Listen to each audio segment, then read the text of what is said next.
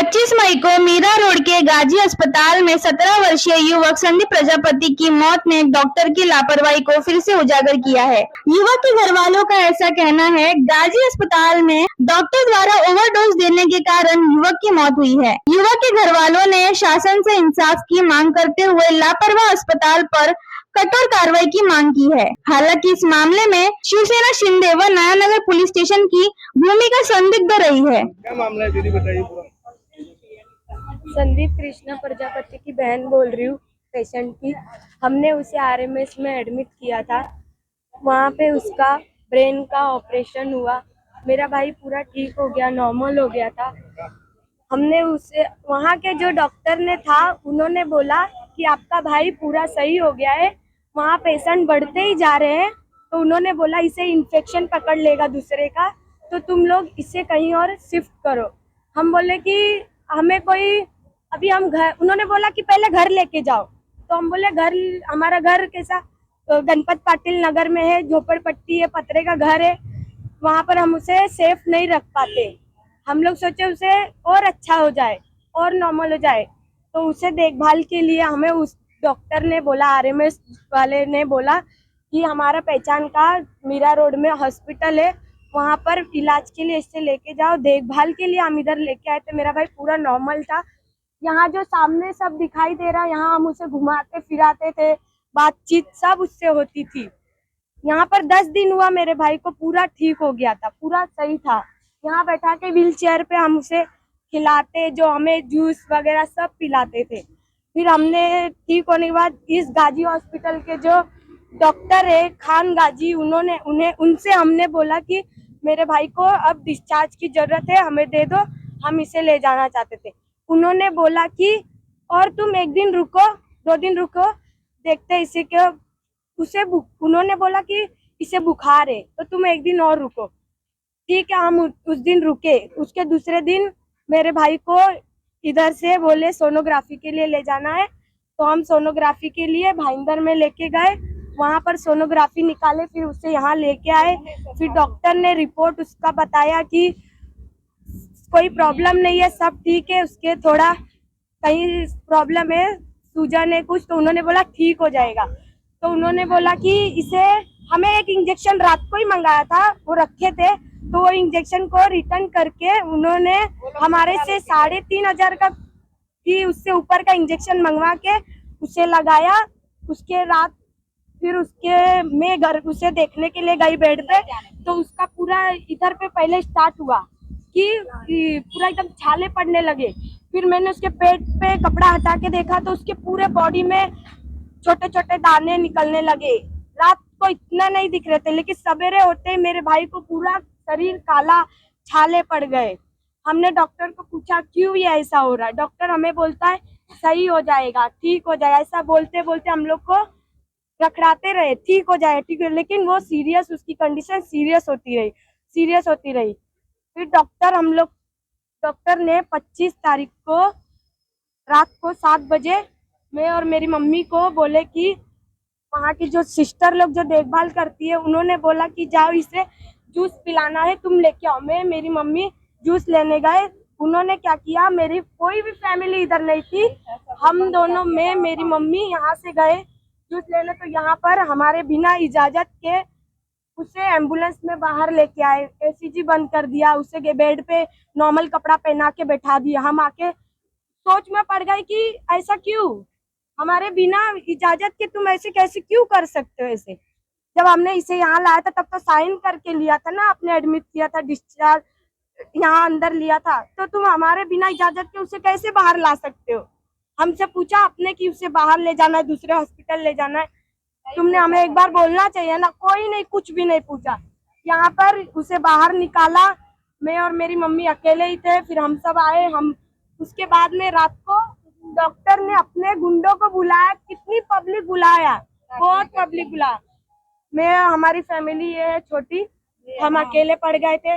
फिर हमने बोला हम यहाँ से कहीं नहीं ले जाएंगे, हम यहाँ से नहीं ले जाएंगे। फिर हम आगे जाके वहां पर रुके। फिर हमारे यहाँ से एम्बुलेंस उन लोग जबरदस्ती लेके जा रहे थे, तो हमने एम्बुलेंस को रुकाया, रिटर्न लाया, फिर भी उन्होंने हमारे ऊपर दबाव डाला। जो ये सब है, जो ये सब इन्होंने हमारे पर बहुत प्रेशर डाला, इतना प्रेशर डाला कि हम लोग को इन्होंने बहुत यहाँ पर ये किया। और लेडीज बाउंसर भी बुलाए थे, बहुत हमारी फैमिली को मारने के लिए, मारा पीटी करने के लिए बहुत दबाव डाले इन लोग ने।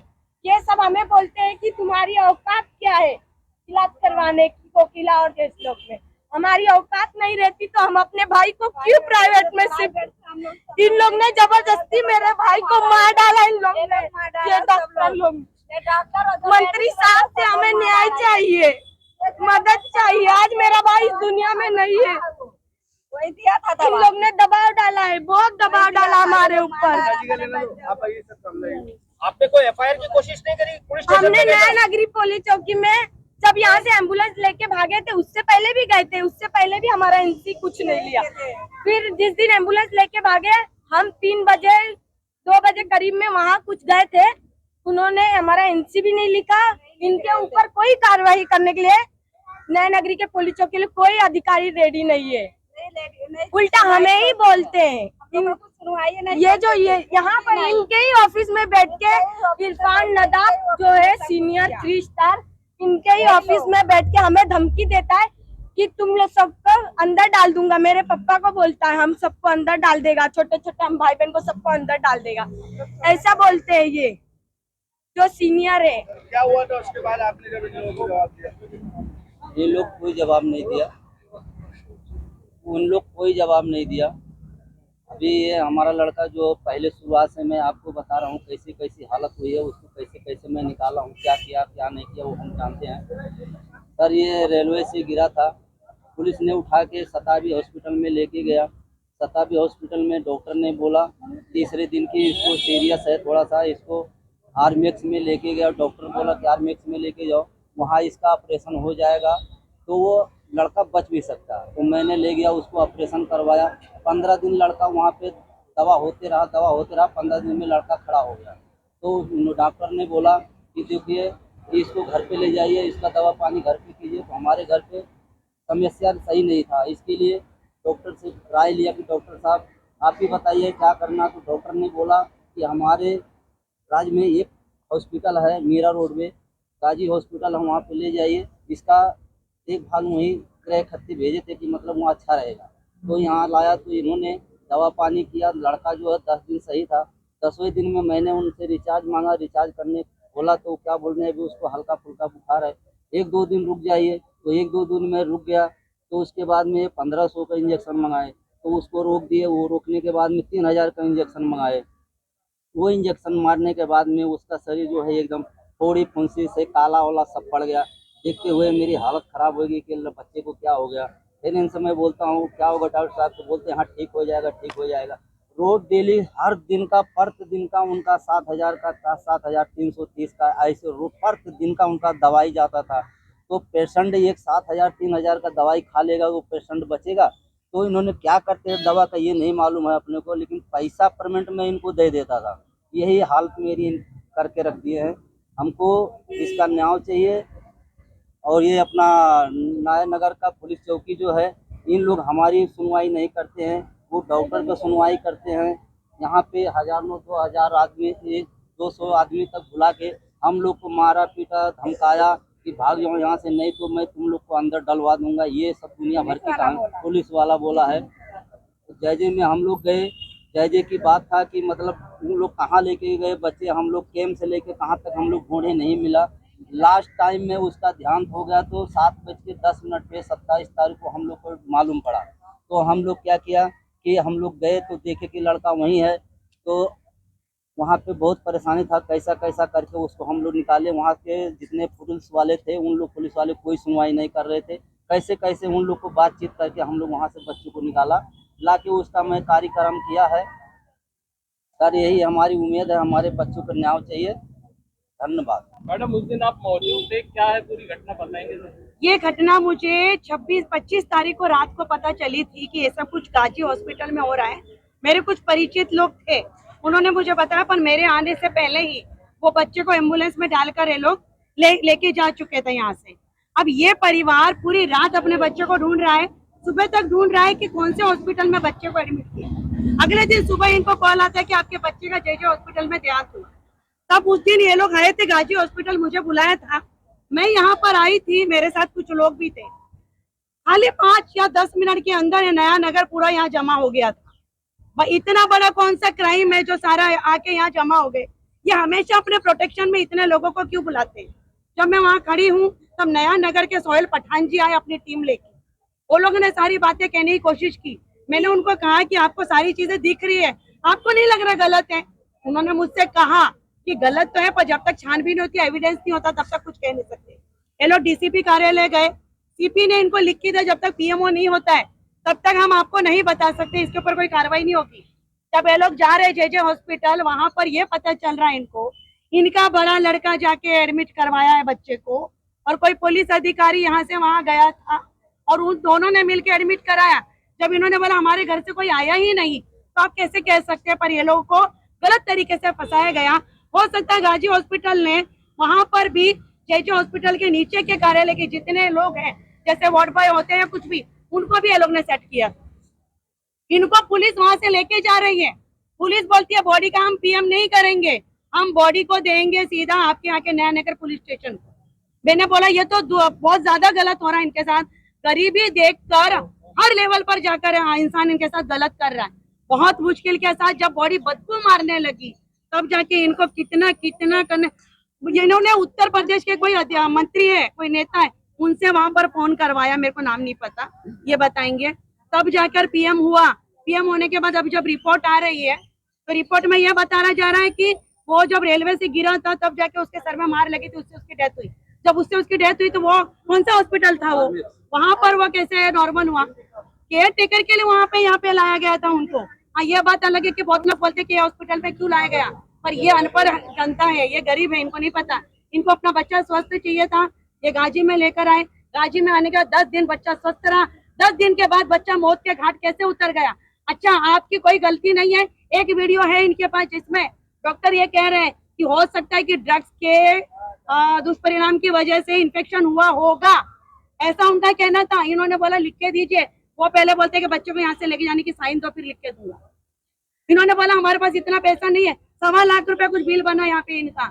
इन्होंने बोला अभी हमारे पास इतना पैसा नहीं है। ये डॉक्टर बोल रहे हैं कि यहाँ का भी पैसा छोड़िए, वहाँ की भी जो बिल होगा मैं आपको दूंगा। मतलब कहीं ना कहीं आपकी गलती थी, तो आप अपनी तरफ से। कौन डॉक्टर आज के जमाने में बोलता मैं मेरे जेब का पैसा दूंगा बच्चे के लिए? जाने के बाद बच्चे की अगले दिन मौत ही हो गई। तो कहीं ना कहीं ये बहुत गलत तरीके से चल रहा है। पुलिस प्रशासन से लेके हॉस्पिटल प्रशासन तक मेरे को लगता है इनके हाथों बिक चुका था। तो आज इनकी स्थिति इतनी दयनीय हो रही। वो लड़की ने हमें एक फोटो दिखाया जिसमें कई राजनीतिक नेताएं दिख रहे हैं, तो आपको क्या लगता है? देखिए, कुछ लोगों से मेरी इस विषय में बात हुई है। वो ये कह रहे हैं कि वो एनजीओ के थ्रू आए थे, वो इनको समझाने को आए थे। वो चाहते थे कि भाई देखिए ये सब चीजें नहीं होती है। अगर एनजीओ के थ्रू आप आ रहे हैं, आप बहुत बड़े समाज सेवक है, तो मैं आपको बोलूँ मैं भी समाज सेवा करती हूँ। तो मैं उन जनता के तरफ से आऊंगी, उस गरीब की तरफ से आऊंगी, उस निराधार की तरफ से आऊंगी जिनके साथ गलत हुआ है। मैं ये इतने फ्रॉड हॉस्पिटल की तरफ से नहीं आऊंगी। तो कहीं से कहीं इन लोगों का, पहली बात तो राजनीति के लोगों का आरती नहीं बनता आकर इनके ऊपर दबाव डाले। इनको पता है इनके बच्चे के लिए क्या सुरक्षा थी। एक दिन के अंदर बच्चे के साथ इतनी गलत चीजें कैसे हो गई? बात करने वाला बच्चा मौत के घाट कैसे उतरा? मौत के घाट उतरने के बाद तुरंत पीएम होना चाहिए, क्यों नहीं हुआ? 3 दिन के बाद पीएम हो रहा और रिपोर्ट भी आ रही है। जब इन्होंने दबाव डाला तब जाके सारी घटना घट रही। दोस्तों, जिस तरीके से हमने इनके परिवार से बात की तो ये पता चल रहा है कि जब परिवार वालों ने जो है कहीं ना कहीं पुलिस प्रशासन से मदद मांगने की कोशिश की तो उल्टा जो है पुलिस प्रशासन इनकी कोई मदद करती हुई नहीं दिखाई दे रही है। ऐसे में जब इन्होंने उत्तर प्रदेश के किसी बड़े नेता से बात की तब जाके बच्चे की बॉडी जो है फैमिली को देने में आई है दोस्तों। और आपको बता दें, गाजी हॉस्पिटल के जो ओनर्स है बच्चे के परिवार के साथ जो है बदसलूकी की। दोस्तों, आपको बता दें बड़े बड़े राजनीति पार्टी के लोग भी इसमें शामिल है। कहीं ना कहीं उन्होंने यहाँ पर आके गुंडागर्दी की है। 26 तारीख की रात को जो है पूरा नया नगर का ये जो पूरा इलाका आप देख सकते हैं पूरा भरा पड़ा था। यहाँ पे जो है लोगों की पूरी तरीके से भीड़ थी। लोगों ने ये तक देखा कि बच्चे को न्याय नहीं मिला है, लेकिन फिर भी पुलिस प्रशासन इसमें कुछ भी नहीं कर रही है।